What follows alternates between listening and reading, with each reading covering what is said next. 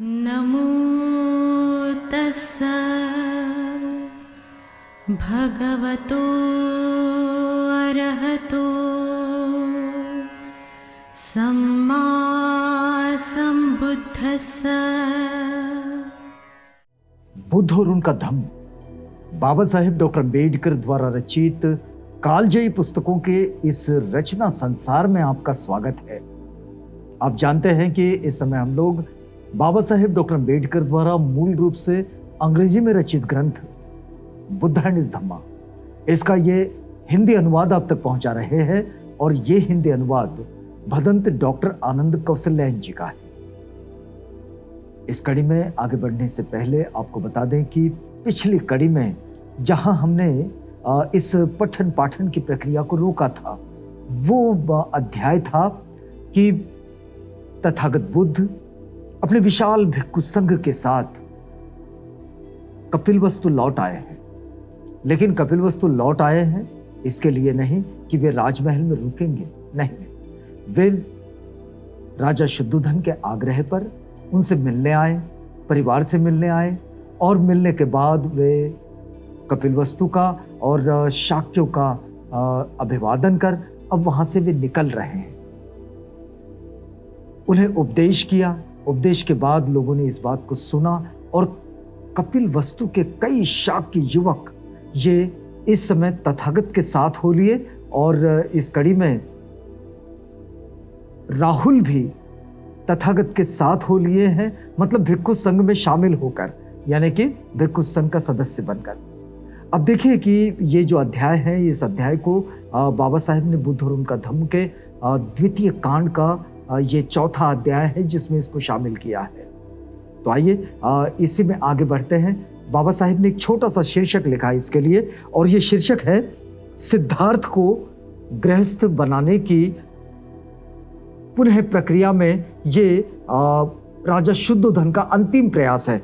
वास्तविक ये शीर्षक है सिद्धार्थ को गृहस्थ बनाने का अंतिम प्रयास। तो आइए इसे समझने का प्रयास करते हैं कि कैसे राजा शुद्धोधन ने अपने पुत्र प्रेम की खातिर पुनः तथागत बुद्ध को वापस गृहस्थी में लाने का एक और प्रयास किया, जबकि ये उसके लिए संभव नहीं था। लेकिन बावजूद इसके, क्योंकि अब उनके पास जो आया था लौटकर वो तथागत बुद्ध है, वो कोई राजकुमार सिद्धार्थ नहीं, लेकिन अब ये तो पुत्र प्रेम है, पिता की अपनी आसक्ति है कि वे तथागत बुद्ध को फिर सांसारिक जीवन की ओर लाने के अपने इस प्रयास में लगे हैं। तो देखिए बाबा साहेब लिखते हैं कि ये सोचकर कि अब वो अपने पुत्र को फिर कभी न देख सकेगा, शुद्धोधन जोर जोर से रोया। सामान्य सी बात थी, क्योंकि शुद्धोधन के लिए तो अब फिर तथागत बुद्ध का कपिलवस्तु आकर लौट जाना मतलब बहुत सारे शाक्य तरुणों को भी, युवकों को भी वो अपने साथ लेकर जा रहे थे, लेकिन साथ ही साथ भिक्खु संघ में राहुल भी जा रहे थे। तो ये उनके लिए तो बड़े क्लेश का विषय था। तो इसलिए वो बहुत जोर जोर से रोया। तब शुद्धोधन ने अपने मंत्री और अपने पुरोहित से पूछा कि क्या वे जाकर सिद्धार्थ को यहीं रोके रखने का और अपने परिवार में ही सम्मिलित हो जाने का प्रयास कर सकते हैं। उसने अपने दरबारियों से, अपने मंत्रियों से पूछा कि क्यों भैया आप लोग ऐसा कुछ कर सकते हैं कि आप सिद्धार्थ को फिर यहीं कपिलवस्तु में रोक ले, क्या आपके पास इसका कोई उपचार है? अब राजा की इच्छा के अनुसार मंत्री और पुरोहित विदा हुए, और अभी भगवान बुद्ध रास्ते में ही थे, लौट रहे थे, रास्ते में ही थे कि उनके पास जा पहुंचे। उन्होंने यथोचित अभिवादन किया और उनकी अनुज्ञा पाकर एक और बैठ गए। मंत्री दरबारी फिर भिक्खु संघ के पास गए, उनको अभिवादन किया, एक और बैठ गए, और तथागत वृक्ष की छाया में नीचे बैठे थे।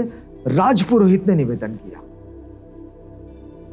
अब ये जो जिम्मेदारी है सिद्धार्थ गौतम को, उस वक्त के, अभी वे तथागत बुद्ध हैं, उनको वापस गृहस्थ जीवन में लाने की, सांसारिक जीवन में लाने की जो एक और प्रक्रिया है और एक और प्रयास है, उस प्रयास के लिए राजपुरोहित को चुना गया, उन्होंने जिम्मेदारी ली।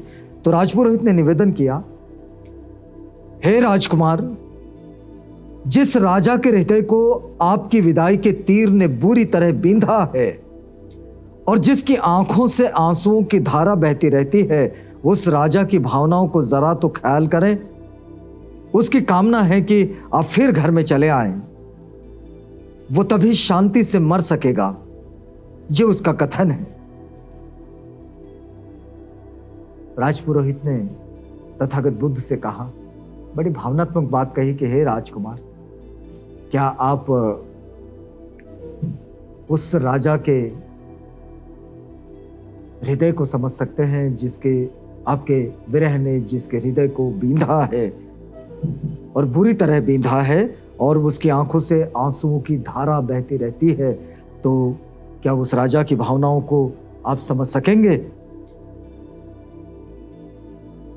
मैं जानता हूं कि आप धर्म में स्थित हैं और मैं ये भी जानता हूं कि आपका ये संकल्प वज्र के समान दृढ़ है।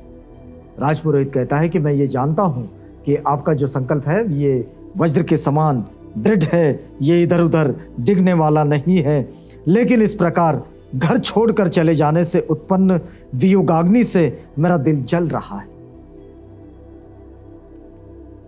ये राजा का कथन राजपुरोहित ने तथागत बुद्ध के समक्ष व्यक्त किया। फिर वे कहते हैं कि हे धर्मप्रिय, धर्म के लिए ही आप अपने इस संकल्प को छोड़ दें। कुछ समय के लिए पृथ्वी के राज्य का उपभोग करें, बाद में शास्त्र सम्मत विधि से अरण्यवास भी कर सकते हैं। अपने दुखी संबंधियों के प्रति निर्दयी न बने, सभी के प्रति दयावान होना ही तो धर्म है। देखिए, बड़ा तार्किक प्रश्न उनके सामने खड़ा किया और अपनी बात को समझाने के लिए नए नए तर्क दिए। कहा कि भाई देखिए, अपने सगे संबंधियों को इस तरह से दुख देना, उनके प्रति निर्दयी बनना, ये कोई अच्छी बात नहीं है। अभी कुछ समय के लिए आप यहीं रुके और ये इस पूरे राजपाट का उपभोग करें और फिर उसके बाद शास्त्र सम्मत जैसे वानप्रस्थ के लिए लोग निकलते हैं वैसे ही आप निकले और फिर अरण्यवास का आनंद लें। फिर वो कहता है कि सभी के प्रति दयावान होना ही धर्म है। धर्म की साधना अनिवार्य तौर पर जंगल में ही नहीं होती। साधु नगर में रहकर भी मोक्ष लाभ कर सकता है।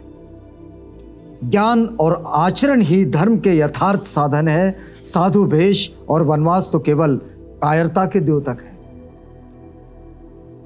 अब थोड़ा कठोर होकर उन्होंने इस बात को कहा कि भाई घर में रहकर भी तो, नगर में रहकर भी तो मोक्ष लाभ प्राप्त किया जा सकता है। इसके लिए जंगल जंगल भटकने की कोई जरूरत नहीं है। ज्ञान और आचरण ही धर्म के यथार्थ साधन है और ये कहीं भी इस्तेमाल किए जा सकते हैं।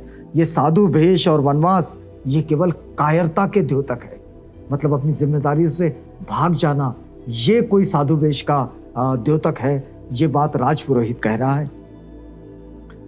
फिर वो आगे कहता है कि शाक्य राजा दुख के सागर में डूबा हुआ है जिसमें तीव्र वेदना की लहरें उठ रही है, इसलिए तुम उसका उद्धार करो, क्योंकि उसकी वही दुरावस्था है जो समुद्र में डूबती हुई गौ की है।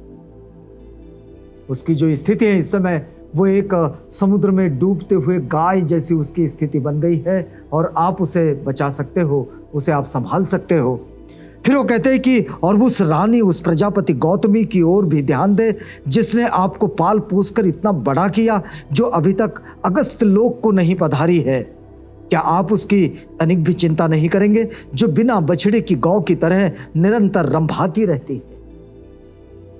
वो एक ऐसे बछड़े की माँ है जो निरंतर रंभाती रहती है कि जिसका बछड़ा खो गया है। क्या तुम उस माँ की, उस महारानी महाप्रजापिता की क्या कोई मदद नहीं करोगे, उसकी कोई सहायता नहीं करोगे? तुम कैसे हो, जबकि तुम उसके बेटे हो और उसने पाल पोस कर तुम्हें बड़ा किया है।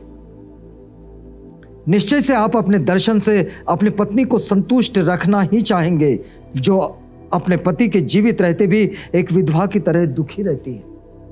राज पुरोहित कहते हैं भगवान बुद्ध से कि आप उस अपनी पत्नी की निश्चित रूप से फिक्र करोगे जो विवाहित होते हुए भी एक विधवा की तरह अपना जीवन बिता रही है, अथवा एक हंसिनी की तरह जिसका हंस उससे पृथक कर दिया गया हो, अथवा उस हथिनी की तरह जिसका हाथी उसे जंगल में छोड़कर चला गया हो। ये उन्हें थोड़ा सा भावनात्मक टच देकर उनसे ये बातचीत कर रहे हैं। राजपुरोहित कह रहे हैं कि भाई आपने उस अपनी पत्नी को ऐसे छोड़ दिया है जैसे कि उसके हालात वैसे हो गए हैं कि वो किसी हथनी की तरह हो गई है कि उसका हाथी उसे छोड़कर चला गया हो।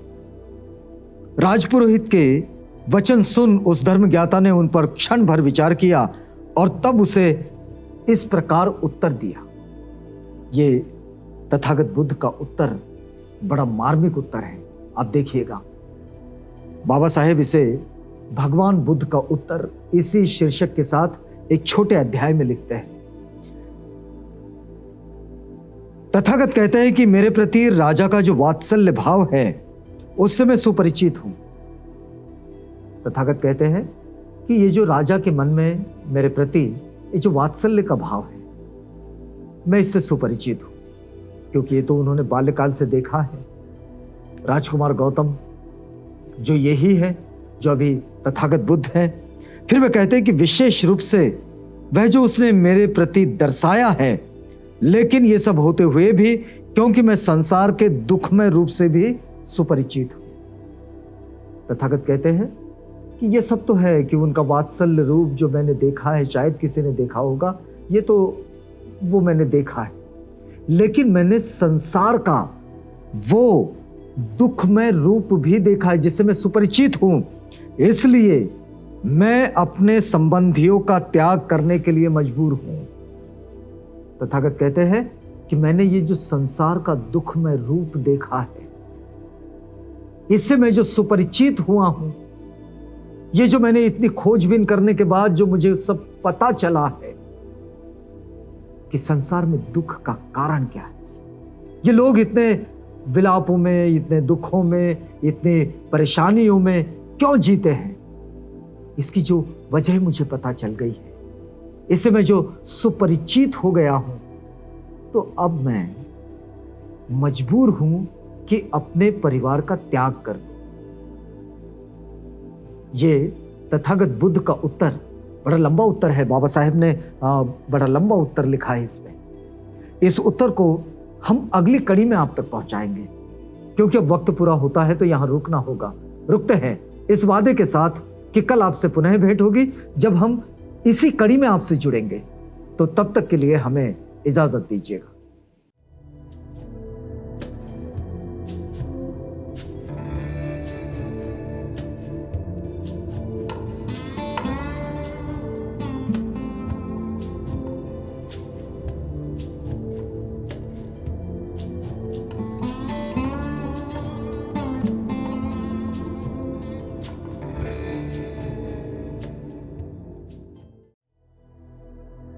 बुद्ध और उनका धम्म।